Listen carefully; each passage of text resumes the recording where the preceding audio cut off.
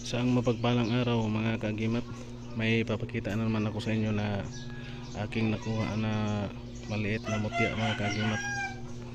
Ito mga kagimat ay mutya ng pagong or pawikan mga kagimat. Ito ay nakuha ko sa sa dagat mga kagimat. Yan mga kagimat, yung ulo niya saka yung kulo niya mga kagimat. Ito ay mutya ng maliit na pawikan na nagiging bato na mga kagimat. Yan yung ulo niya at saka yung niya, itsura mga kagimat. Ito ay napakagandang pang protection mga kagimat kasi ito may shield yan. May shield siya mga kagimat kasi yung niya, yung nakatago yung ulo niya at saka yung kanyang kumbaga may siya mga kagimat, may baluti. Yan yung niya, yung kanyang tawag yung paa. Yan, titingnan niya yung ulo niya. Yan mga kagimat.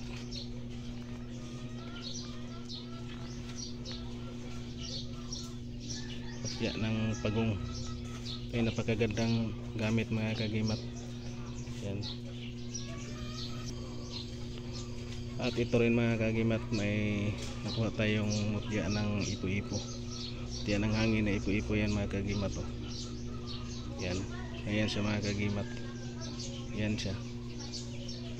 Ito maliliit lang sila mga kagimat pero ito napakalakas talaga mga kagimat. Yan. Ito yung mga bago kong mga gamit mga kagimat. Titingnan natin, maliliit lang sila pero ito napakagandang mga mutya mga kagimat. Lalo na itong mutya ng hangin na ipo-ipo mga kagimat.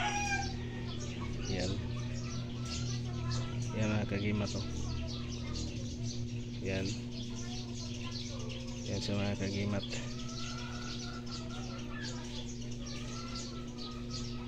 Ang mga mutya na ito ay maliliit lang pero napakalakas nito ang gamit mga kagimat. Yan sila mga kagimat. At maraming salamat. Big shout out na lang sa aking mga walang sawang nakasubaybay sa aking munting channel. Shout out kay Ma'am Clarita Stone Collections. Shout out kay ang Hiwaga ng Kalikasan. Shout out. At sa mga lahat na mga kapwa ko antingiros antingiras, isang mapagpalang araw sa ating lahat. Pinapakita ko mga kagimat, ito ay mga bago kong nakuha mga kagimat.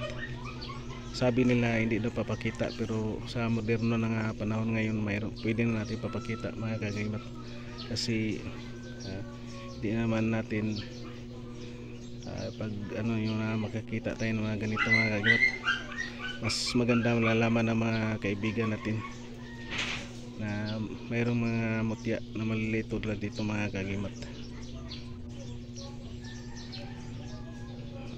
At hindi naman totoo talaga na pag ipapakita natin mawawala yung bisa mga kagimat. Kasi kung yung mga gabay natin umaalis, hindi na tayo makakuha o makahanap na mga tulad ng ganitong mga klaseng mga mutya mga kagimat.